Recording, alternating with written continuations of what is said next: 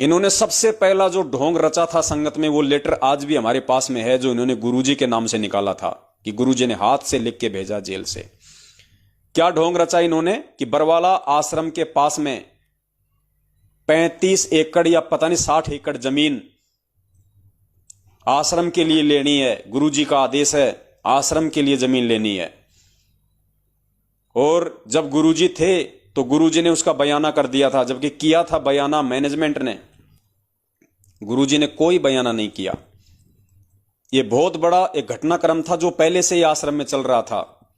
मार्च 2014 में इन लोगों ने सतलोक आश्रम बरवाला में कुछ पर्चे छपवा के संगत में बांटे थे, जिसमें गुरुजी का आदेश लिखा हुआ बताया था कि मार्च के एंड तक सारनामी भक्तों ने पाठ करवाना जरूरी है और सतनामी भक्तों ने ज्योति करवाना जरूरी है।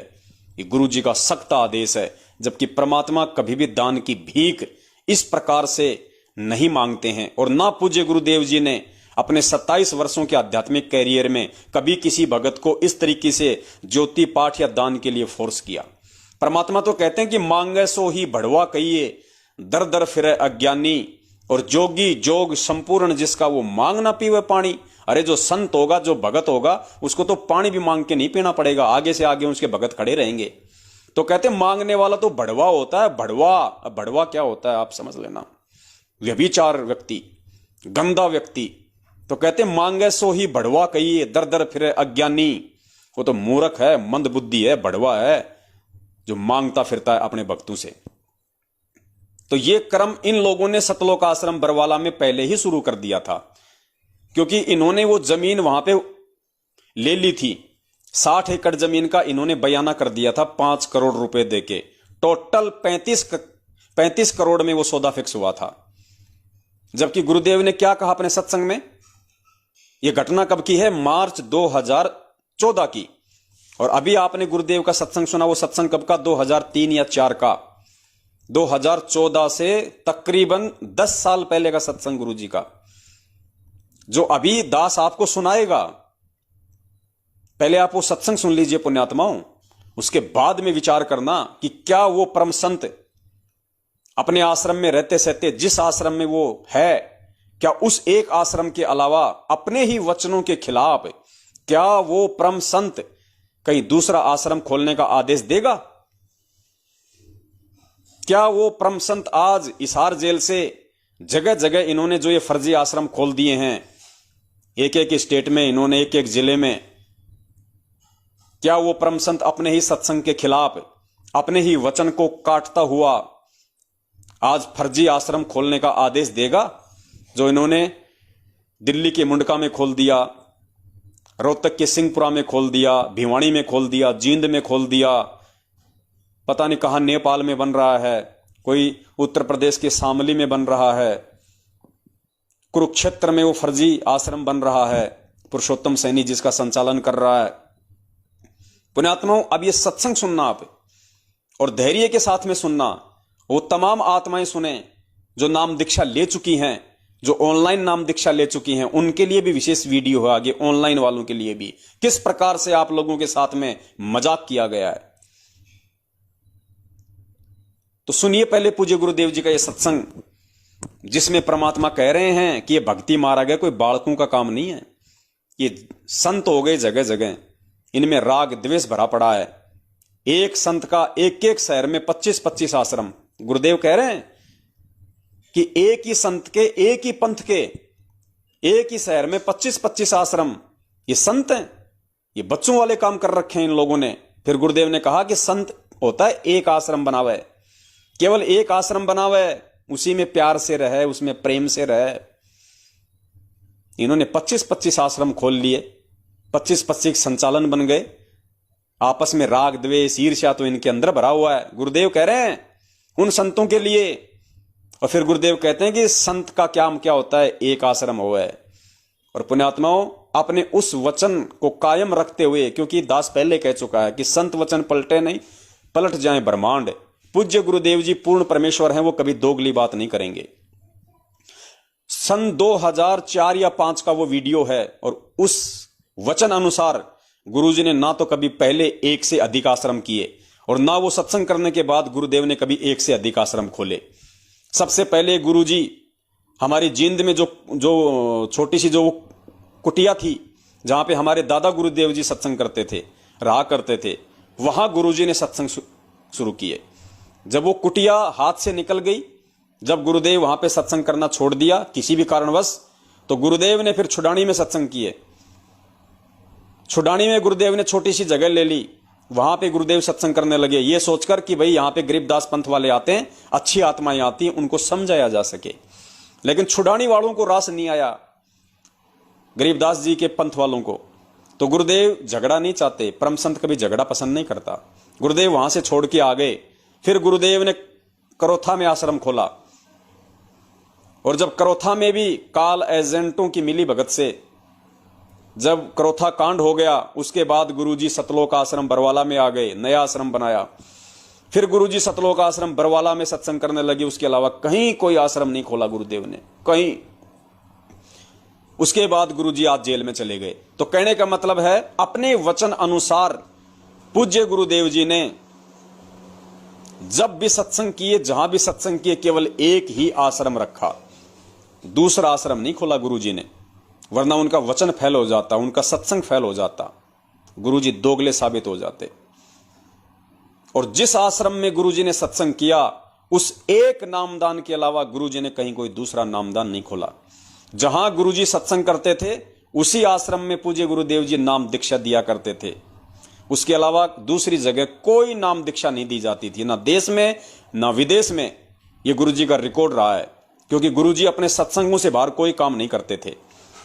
तो सुनिए पहले पूज्य गुरुदेव जी का यह अनमोल सत्संग, और पुण्यात्मा उसके बाद में विचार करना कि आज उसी पूज्य गुरुदेव जी के सत्संगों के खिलाफ उनको दोगला साबित किया जा रहा है। धर्म को धंधा बना के पूज्य गुरुदेव जी को निंदा का पात्र बनाया जा रहा है। सुनिए परमपिता परमेश्वर के मुख कमल से। करोड़ जन्म भी प्रभु की प्रेरणा पाकर राज्य भी छोड़ सकता है, अपने प्रिय से प्रिय पत्नी।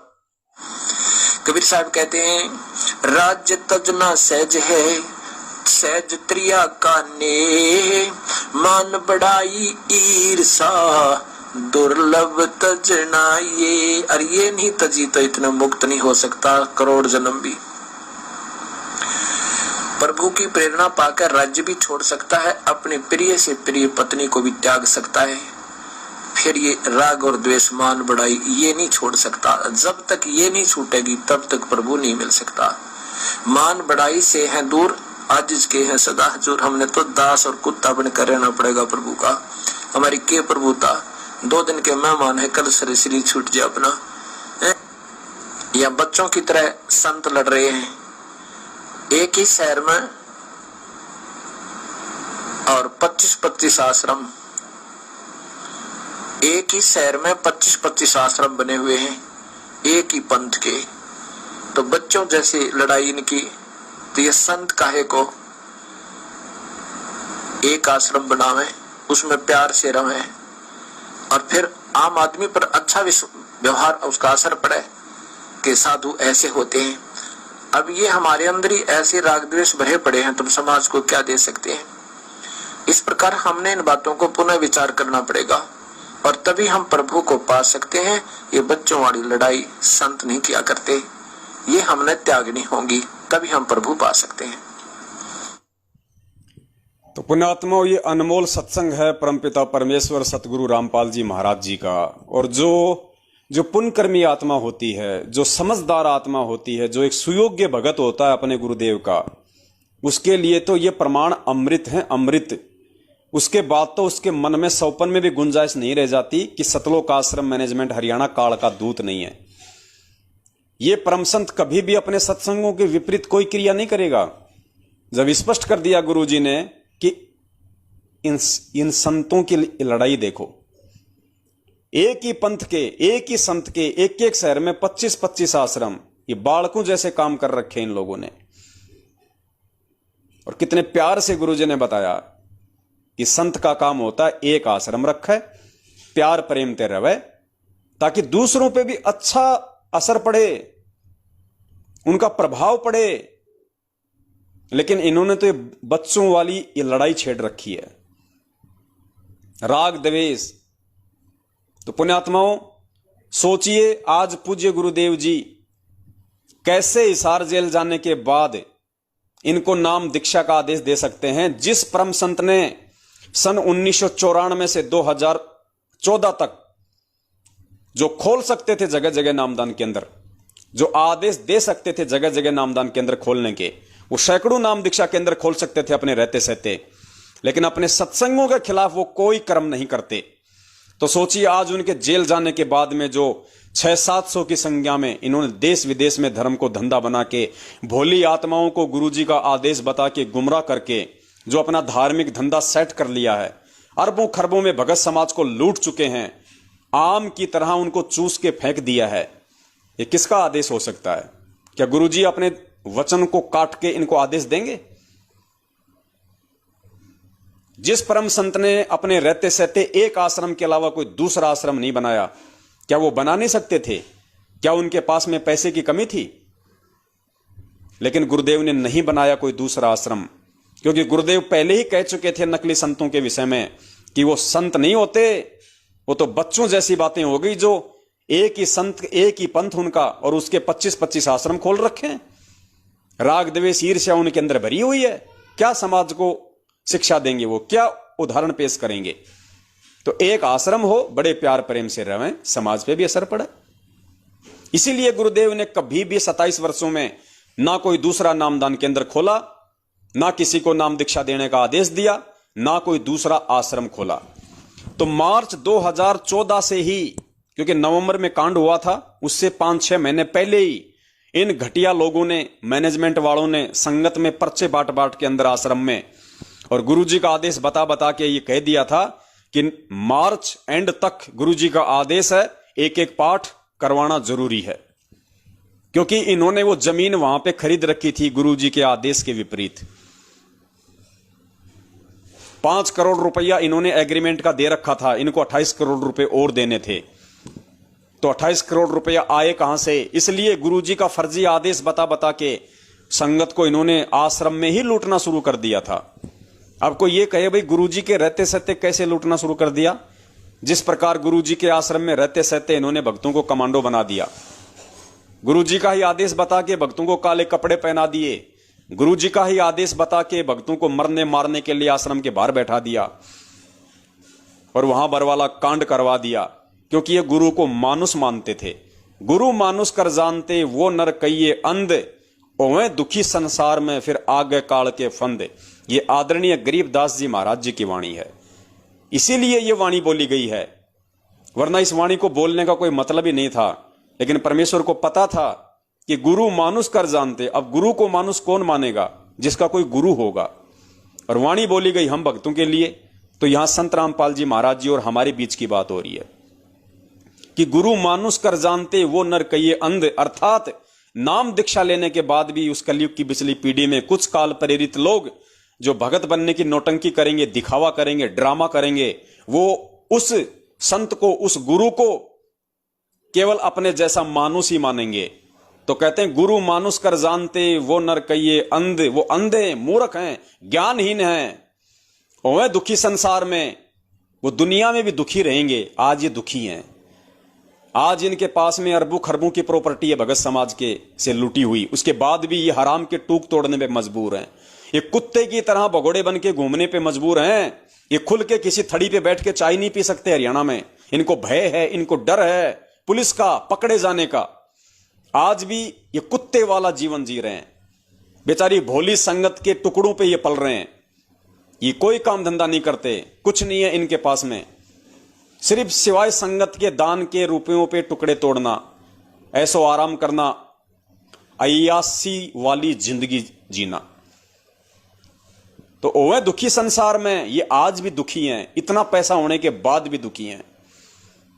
आ गए यम के फंद, और इनका और दुखी होना तो अभी बाकी है। जब देशद्रोह वाला मुकदमा शुरू होगा ना, जब उसकी सुनवाइयां होंगी, जब उसमें कुछ निर्णय निकलने वाला होगा, तब देखना किस प्रकार से पुलिस इनके पीछे लगेगी, किस प्रकार से इन कुत्तों को पुलिस ढूंढेगी गली गली। पुण्यात्माओं, परमात्मा कहते हैं सच्चाई कुछ समय के लिए दबाई जा सकती है, लेकिन सच्चाई को मिटाया नहीं जा सकता। जिन लोगों ने बरवाला कांड करवाया है अपनी उल्टी और काल प्रेरित घटिया हरकतों के चलते, जिन लोगों ने परमपिता परमेश्वर सतगुरु रामपाल जी महाराज जी को अपने जैसा मानुष माना है, एक साधारण संत माना है, और जिन्होंने झूठ पाखंड किया है बरवाला कांड में, गुरु के साथ आश्रम में भक्तों को काले कपड़े पहनाए, कमांडो बनाया, 5 भक्तों की वहां पे मौतें हुई, इतना बड़ा ड्रामा हुआ, जो आज भगोड़े बन के घूम रहे हैं। कुछ नालायक पुरुषोत्तम जैसे, बलजीत जैसे, रामकुमार ढाका जैसे जमानत पे बाहर घूम रहे हैं। पुण्यात्मा, इन सबको जेल की चक्कियां पीसनी पड़ेंगे, इन सबको जेल के अंदर सड़ना पड़ेगा, क्योंकि भगवान से धोखा करने वाला बच के नहीं जा सकता। कहते हैं राम और राज, इन दोनों से कोई नहीं बच सकता। राम धारा और राज धारा, इन 2 धाराओं से ना कोई बचा है ना कोई बच सकता। राम धारा और राज धारा। तो राम से तो ये बचेंगे कहां, उस अंतर्यामी से तो वो तो जब शरीर छोड़ेंगे तब देखना इनके क्या हाल होंगे ऊपर। लेकिन राजधारा जो कानून है, ये उससे भी नहीं बच पाएंगे, क्योंकि इन्होंने किसी आम व्यक्ति के साथ में छल कपट और धोखा षड्यंत्र नहीं किया। इन्होंने परमपिता परमेश्वर कबीर साहिब जी के साथ षड्यंत्र किया है, और षड्यंत्र ये कर सकते हैं ज्ञानहीनता के चलते, अपने जैसा ही समझ के। संत रामपाल जी का भाई और बरवाला कांड से एक दिन पहले मीडिया के सामने खड़ा होकर पूरी दुनिया के सामने भौंक रहा है, झूठ बोल रहा है कि संत रामपाल जी महाराज आश्रम के अंदर नहीं है, हमने स्वास्थ्य इलाज के लिए उनको हॉस्पिटल में भेज दिया। अरे नालायको, तुम्हारी बातों पे कौन विश्वास करेगा गद्दारो। धारा 144 लग रही है, 25,000 पुलिस फोर्स चप्पे चप्पे पे बंदूक तान के खड़ी है, और तू दुनिया के सामने इतना बड़ा डींग मार रहा है कि हमने संत रामपाल जी को आश्रम से कहीं बाहर शिफ्ट कर दिया। अंडरग्राउंड ले गए थे क्या, कुछ सुरंग बना रखी थी क्या। इतना बड़ा झूठ, इतना बड़ा पाखंड इसने पूरी दुनिया के सामने वहां बोला। और जब मीडिया वाले ने कहा कि जब संत रामपाल जी महाराज जी को तुमने बाहर शिफ्ट कर ही दिया और वो आश्रम में नहीं है, तो क्यों भक्तों को कमांडो बना के खड़ा कर रखा है। पुलिस को अंदर जाने दो, पुलिस अंदर जाके तलाशी ले लेगी। अगर संत रामपाल जी महाराज नहीं है तो पुलिस वापस आ जाएगी। पुलिस का कोई भक्तों के साथ तो झगड़ा है नहीं, महिलाओं और बच्चों के साथ तो कोई लेना देना है नहीं। संत रामपाल जी महाराज जी के नाम के वारंट निकले हुए हैं, पुलिस उनके लिए आई है। और जब वे अंदर नहीं है तो पुलिस को क्यों रोक रहे हो, जाने दो अंदर। नहीं होंगे तो वापस चले जाएगी, काम खत्म। फिर अड़ंग बड़ंग करने लग गया, नहीं जी मैंने वो परसों अखबार में ये पढ़ा वो पढ़ा, डीसी का एसडीएम का वो पढ़ रहा था, हम अपने आश्रम को नाजायज तरीके से सील नहीं होने देंगे, अड़ंग फड़ंग। ये ड्रामेबाज व्यक्ति जो आज भगोड़ा बन के घूम रहा है, पिछले 7 वर्षों से भगत के नाम पे कलंक, भक्ति के नाम पे कलंक, और अपने भाई के साथ में गद्दारी करने वाला, अपने गुरु के साथ में गद्दारी करने वाला, बरवाला कांड की रात को पीठ दिखा के भागने वाला, ये महेंद्र भगोड़ा, जिसके आदेश से आज ये जगह जगह फर्जी नामदान केंद्र खुले हुए हैं। और जिन फर्जी नामदान केंद्रों से आप लोगों ने वो फर्जी डीवीडी से नाम दीक्षा ली है, जिसके आदेश से आपने ऑनलाइन नाम दीक्षा ली है, तो आपने फेरे किससे लिए। आपने फेरे लिए हैं महेंद्र भगोड़े से। आप लोगों ने फेरे लिए हैं महेंद्र भगोड़े के चमचों से, जिनको लेटरिंग ढंग से साफ करना नहीं आता, और वो तुम लोगों को वहां पे डीवीडी से नाम दीक्षा दिलवाते हैं। मंगलवार को दूसरे की सेवा, बुधवार को दूसरे की सेवा है। घर घर में ये कमाल बैठा दिए, घर घर में कमाल। अरे गुरु आदेश देगा किसी एक को देगा। 500 नामदान केंद्रों पे कोई 5000 लोग नाम दे रहे हैं, 5000 लोग नाम दे रहे हैं। बुधवार को तेरी सेवा, बृहस्पतिवार को तेरी सेवा, सप्ताह में एक बार आने का भी उसको पेमेंट मिलता है। धंधा हो रहा है, सेवा नहीं हो रही, धंधा हो रहा है। तो तुम लोगों ने फेरे तो लिए उन 2 कौड़ी के नालायक जीवों से, जिनको अंडरवियर ढंग से धोनी नहीं आती, और तुम्हारी वो वहां पे वो परीक्षा ले रहे हैं। जब तुम नाम शुद्ध करवाने जाते हो, प्रथम नाम सुनाओ, प्रथम नाम की परीक्षा दो, प्रथम नाम सुनाओ। उन गधों को खुद को पता नहीं कि परीक्षा होती क्या है। ये ड्रामा चल रहा है भाई, ये मजाक चल रहा है। दुनिया को क्या संदेशा दे रहे हो तुम। इसलिए गुरुदेव ने कहा था कि संत वही होता है जो एक आश्रम खोल के बैठता है, और जाने के बाद भी परमात्मा ऐसी ही व्यवस्था करके जाएंगे। कोई आश्रम नहीं होगा। दास आपको अनेकों बार गुरु जी के वो सत्संग सुना चुका है, जिसमें पूज्य गुरुदेव जी कह चुके हैं कि ये दास ऐसी व्यवस्था करके जाएगा, घर घर में ज्ञान हो जाएगा, आपको किसी आश्रम में हांडने की जरूरत नहीं है, किसी आश्रम में धक्के खाने की जरूरत नहीं है। ये गुरुजी का वचन है जो मैं आपको कई बार वीडियो में सुना चुका हूं। एक ही लाइव में सारी वीडियो दिखाना संभव नहीं होता, मैटर लंबा हो जाता है। और गुरुदेव ने कहा कि अपने घर को मिनी आश्रम बनाओ, अपने घर को ही आश्रम बनाओ। अरे नाम ले लिया, घर में गुरुजी का दरबार लग गया, 3 टाइम की आरती करते हो, सत्संग सुनते हो, मंत्र सुनते हो, सबके अच्छे विचार हो गए, बन गए आश्रम। आपका घर ही आपका मिनी आश्रम है। आपको कहां धक्के खाने की जरूरत है? जब तक गुरुजी सशरीर हैं, गुरुजी जिस आश्रम में रहेंगे और जहां जहां गुरुजी रहेंगे, जब जब गुरुजी हमें आने का आदेश देंगे कि बेटा राजस्थान की संगत जो है मतलब उस तारीख से उस तारीख तक मेरे दर्शनों के लिए आएगी, सत्संग सुनने आएगी। सत्संग तो सब अपने घर पे सुनेंगे। अब तो गुरुजी के दर्शन होंगे आने वाले समय में। सत्संग नहीं करेंगे गुरुजी। गुरुजी तो अगर कभी सत्संग भी करेंगे तो परमेश्वर अपनी अमृतवाणियां सुनाएंगे। ये गीता जी का ये श्लोक, वेदों का वो, ये नहीं करेंगे गुरुजी। अब जिसने गीता वेद कुरान देखना है वो डीवीडी बन गई हैं, वो सबूत डाल दिए गुरुजी ने, देखो अपना देख दाख के आओ। अब तो परमात्मा कहते हैं बच्चों आने वाले समय में मैं वो वाणियां बोलूंगा कि मैं तुम्हारे सामने बैठ के वो वाणियां बोलूंगा और तुम रजाई में मुंह दे दे के रोओगे। ऐसे ऐसे शब्द मैं उच्चारित करूंगा, वो अमृत वाणियां मैं तुम्हें सुनाया करूंगा। ये कहा है गुरुजी ने सत्संगों में। अब ये ब्रह्मा विष्णु महेश के पीछे नहीं पड़ेंगे गुरुजी, खूब पढ़ लिए गुरुजी। जिसने जानना है, पहचानना है कौन ब्रह्मा है, कौन विष्णु है, कौन महेश है, क्या मरते हैं क्या जन्मते हैं, गुरुजी ने 27 साल से वो निष्कर्ष निकाल के दिया है। वो देखो, अपने घर बैठ के देखो वो डीवीडियां, वो वीडियो देखो गुरुजी के। गुरुजी तो अब केवल वो अमृत वाणियां उच्चारित करेंगे जो हमारी आत्मा को भक्ति रूपी जो है मजबूती प्रदान करेगी, पावर देगी, आत्म बल देगी। तो इस प्रकार से पुण्यात्माओं सारा का सारा इन्होंने धर्म को धंधा बना रखा है। और इसीलिए गुरुजी ने अनेकों बार नाद और बिंद का भी जिक्र किया, क्योंकि कबीर बीजक में नाद और बिंद का जिक्र है। कबीर परमेश्वर ने कहा था कि ये जो बिंद वाले होते हैं, इन्होंने हमेशा मेरे पंथ का भट्ठा बैठाया है। जो बिंद वाले होते हैं, जो परिवार वाले होते हैं, सीधे शब्दों में वैसे तो बिंद वाले कहते हैं जो माता पिता से जो उत्पन्न होता है, लेकिन भक्ति मार्ग में बिंद का मतलब होता है जो परिवार से संबंधित है। उसमें भाई बहन रिश्तेदार सब आ जाते हैं। तो कबीर परमेश्वर ने कहा है कि ये जो बिंद वाले होते हैं, जो मेरे या जब मैं आऊंगा आगे चल के और एक परिवार में आने की जब मैं लीला करूंगा, जैसे परमात्मा गरीबदास जी के रूप में आए, परमात्मा आज संत रामपाल जी महाराज जी के रूप में आए, 650 साल पहले स्वयं आए परमात्मा जोगजीत रूप में।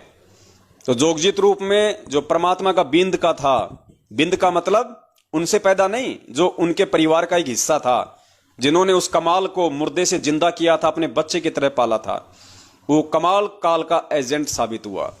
उसने परमात्मा के मार्ग को दूषित किया, उसने गंदा किया।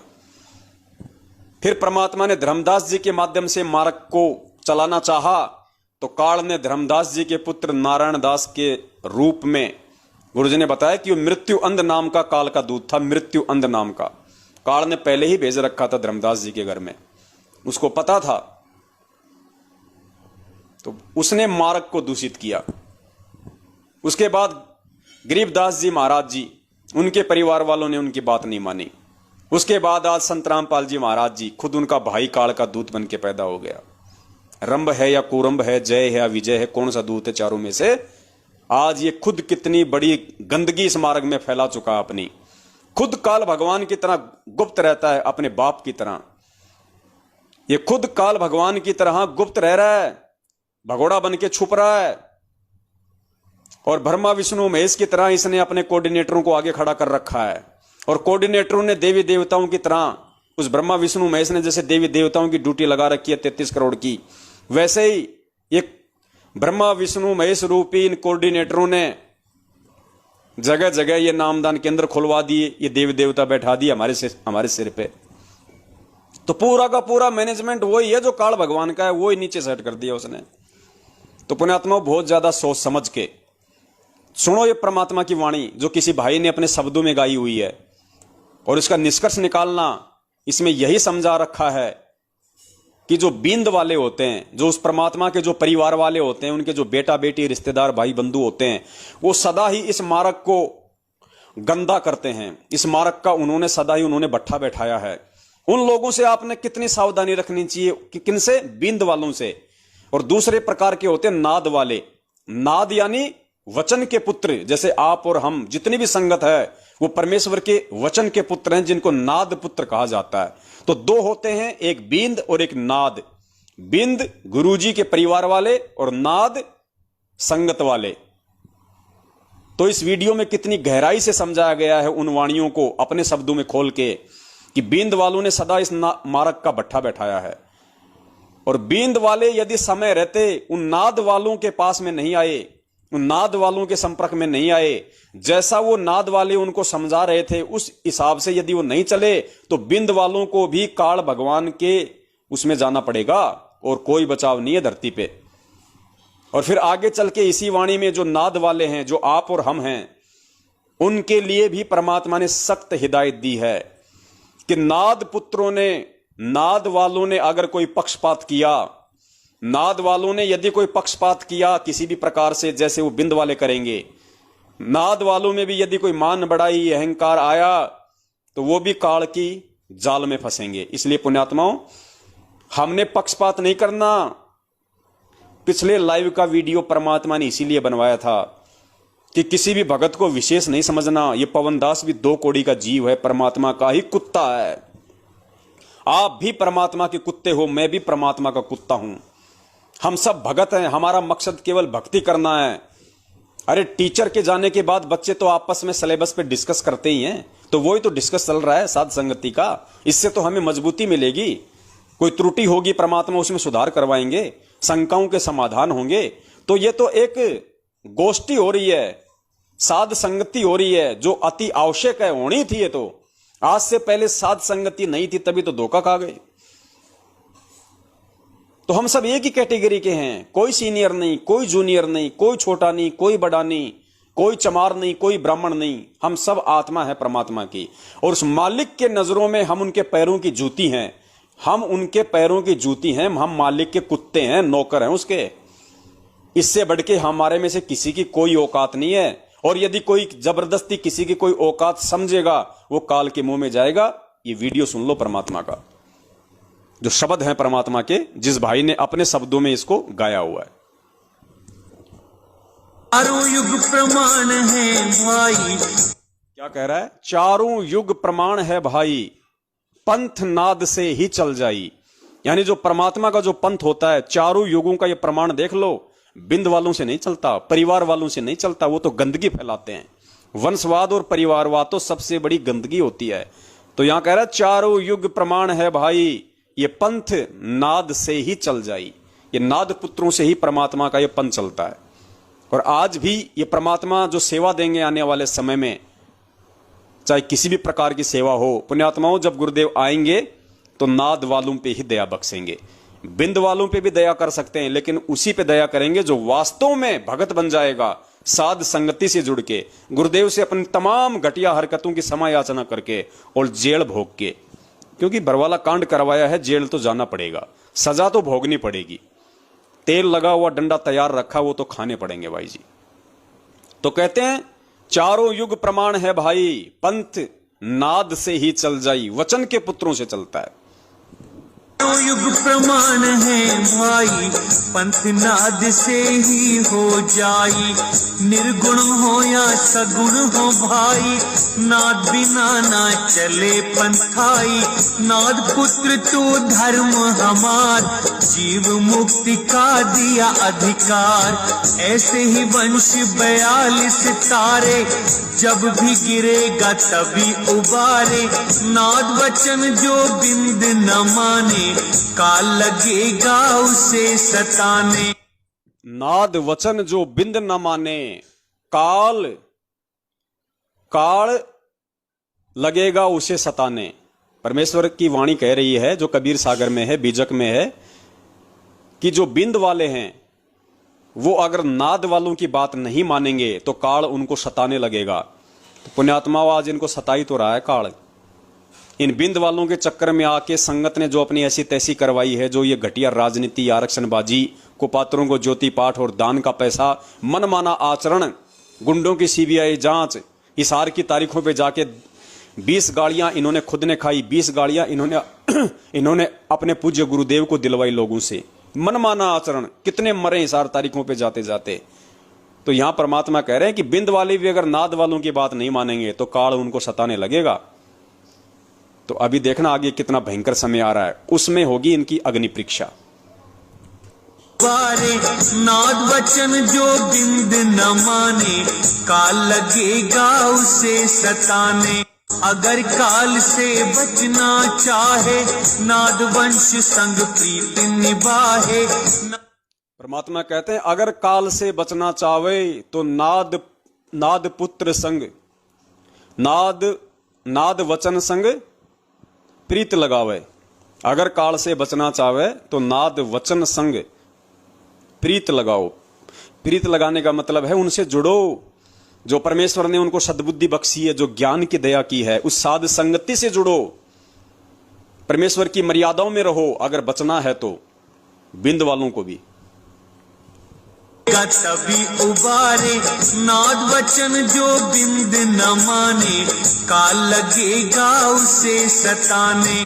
अगर काल से बचना चाहे, नाद वंश संग प्रीति निभाए।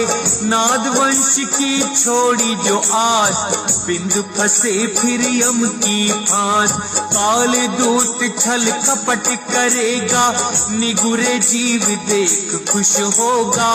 वे ही काल के मुख में पड़ेंगे, नाद वंश का हित न करेंगे। तभी तो तुम, परमात्मा कहते हैं वो ही काल की फंद में पड़ेंगे जो नाद पुत्रों का हित न करेंगे, जो सत्सेवकों की साथ संगति से नहीं जुड़ेंगे, उनको दुखी होना ही पड़ेगा। काल दूत छल कपट करेगा, निगुरे जीव देख खुश होगा। वे ही काल के मुख में पड़ेंगे, नाद वंश का हित न करेंगे। तभी तो तुमको रहा समझाई, सबको तुम देना चेताई। नाद वंश को जो जानेगा, वचन वंश वही पहचानेगा। परमात्मा यहाँ कह रहे हैं कि धर्मदास तू सबको चेता देना, इसीलिए मैं तेरे से कह रहा हूं कि तू सबको चेता, सबको जागरूक कर कि जो उस परमात्मा के नाद के बच्चों का संगति नहीं करेगा, साध संगति नहीं करेगा, उसकी बात नहीं मानेगा, वो काल के फंद में जाएगा। तो पुण्यात्माओं आज वही स्थिति है।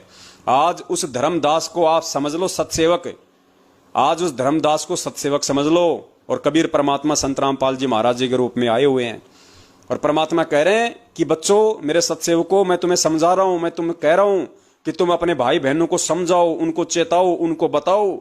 जो तुम लोगों की संगति नहीं करेगा, जो तुम नाद वालों की संगति नहीं करेगा, साध संगति से नहीं जुड़ेगा, जो मुझे परमात्मा नहीं मानेगा, मुझे नहीं पहचान लेगा, कहते हैं वो काल की फंद में पड़ेगा। तो पुण्यात्माओं, ये आप और हम सत्सेवकों के लिए आदेश है परमात्मा का।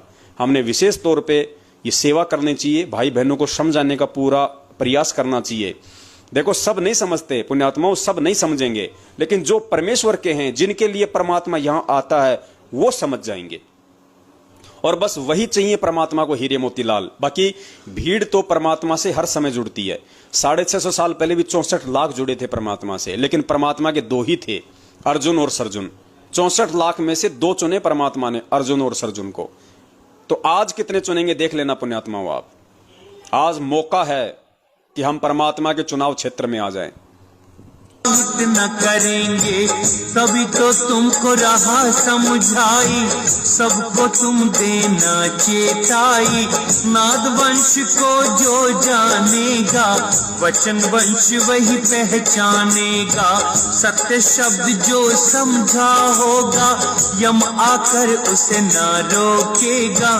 परमात्मा कहते हैं सत्य शब्द जो समझा होगा, यम आकर उसे ना रोकेगा। पुण्यात्मा, सत्य शब्द, वो सार नाम, कहते हैं उसको जो समझ जाएगा, काल उसको रोक नहीं सकता उसको। अब पुण्यात्माओं, यहाँ पे मैनेजमेंट वालों ने वो सत्य शब्द हजारों की संख्या में आलू टमाटर की तरह बांट दिया 2019 में, लेकिन उसके बाद भी काल हजारों को उठा ले गया। इसलिए दास ने कहा था 2019 में कि भैया सोचो, गुरु जी के सत्संगों पे विचार करो, वो सार नाम नहीं है, वो गुरुदेव ने तुम्हारी परीक्षा के लिए फर्जी नाम डाला हुआ है। उस अंतर्यामी को पता था कि ये काल एजेंट हैं और ये संगत में इसी तरह से लफड़ा करेंगे, बखेड़ा करेंगे, ये आलू टमाटर की तरह उस नाम को बांटेंगे। अगर परमात्मा उसमें असली नाम डाल देता तो आज ये आलू टमाटर की तरह उस नाम को बाजार में बेचते 15-15 हजार रुपए में। तो परमात्मा कहते हैं इस वाणी के माध्यम से कि सत्य शब्द जो समझा होगा यम आकर ना उसे रोकेगा। ये सत्य शब्द तो परमात्मा सत्सेवकों को समझाएंगे, सत्सेवकों पे दया करेंगे परमात्मा। जो साध संगति से जुड़ेगा, जो गुरु को भगवान मानेगा, उससे पहले तो वो नाम का भी अधिकारी नहीं है। सत्य शब्द तो बहुत दूर की बात है। नाद वंश को जो जानेगा, वचन वंश वही पहचानेगा। सत्य शब्द जो समझा होगा, यम आकर उसे ना रोकेगा। धर्मदास में कहूँ समझा कर, मेरा वचन सुनो ध्यान लगा कर। जीवों से तुम कहना जाई, वचन वंश तुम्हें तारे भाई। वचन वंश जो जीवों से तुम कहना जाई, वचन वंश तुम्हें तारे भाई। वचन वंश तुम्हें तारे भाई का मतलब है, ये बातें आपने दो प्रकार से लेनी है। यहां परमात्मा ने सतगुरु रामपाल जी महाराज जी की तरफ इशारा किया, अर्थात अपने दूसरे रूप की तरफ इशारा किया है। अर्थात वो परमात्मा स्वयं ही आता है संत रूप धारण करके। जैसे परमात्मा धर्मदास जी के पुत्र के रूप में, क्योंकि एक तो जो उनका पुत्र था नारायण दास, वो काल का दूत हो गया था, तो धर्मदास को चिंता होगी कि मेरा वंश कैसे चलेगा। तो परमात्मा ने एक आत्मा दिखाई उनको, धर्मदास जी को, उनके आंगन में, कि धर्मदास 9वें महीने ये आत्मा तेरे घर में आ जाएगी। वो चूड़ामणि जी थे, स्वयं वो परमात्मा चूड़ामणि का रूप बना के धर्मदास जी के पुत्र के रूप में आए। और वो पुत्र पुण्यात्मा कोई काम वासना से पैदा नहीं हुआ था। धर्मदास जी को परमेश्वर ने कहा था कि तुम मन से रति क्रिया करना, क्योंकि फॉर्मेलिटी पूरी करनी होती है इस लोक में। तो धर्मदास जी ने मानसिक तौर पे रति क्रिया की थी, जैसे वो अपनी पत्नी के साथ सो रहे हैं, वैसे उन्होंने वो भोग विलास किया था मानसिक क्रिया से। और वो परमेश्वर चूड़ामणि जी के रूप में आया, वो पंथ परमेश्वर ने फिर आगे चलाया। ऐसे ही सतगुरु रामपाल जी महाराज जी आज आए हुए हैं, तो अपने आप को छुपाए हुए हैं। इसीलिए गुरु जी बार बार कह रहे हैं कि मैं तो परमात्मा का वंश हूं, मैं तो परमात्मा का भेजा हुआ संत हूं। तो इस वाणी में परमात्मा कह रहे हैं कि वचन वंश वो तारेगा भाई। तो यहां एक तरफ यहां पे जो वाणी है वो पूज्य गुरुदेव जी के लिए है, अर्थात उस परमात्मा के लिए, स्वयं के लिए। और दूसरी तरफ आप और हम जो उस परमात्मा के वचन के पुत्र हैं, जो नाद के पुत्र हैं, आप और हमारे लिए हैं कि वचन वंश यानी सत्सेवक कैसे तारेंगे। सत्सेवक कोई मंत्र देके नहीं तारेंगे।